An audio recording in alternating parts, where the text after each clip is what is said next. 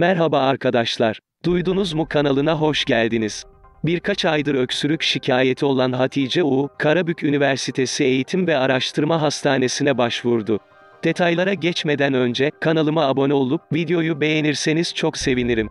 Göğüs hastalıkları uzmanı doçent Doktor Murat Acat ve ekibi çekilen tomografilerde akciğerde yabancı bir cisim bulunduğunu tespit etti. Hemen ameliyata alınan kadının akciğerinden kabak çekirdeği çıkarıldı. Acat gazetecilere yaptığı açıklamada hastanın sağlık durumunun iyi olduğunu belirterek hasta aylar önce kabak çekirdeği yemiş.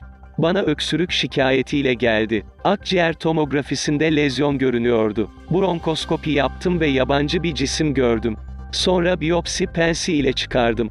Çıkarınca kabak çekirdeği olduğunu gördük ve çok şaşırdık dedi.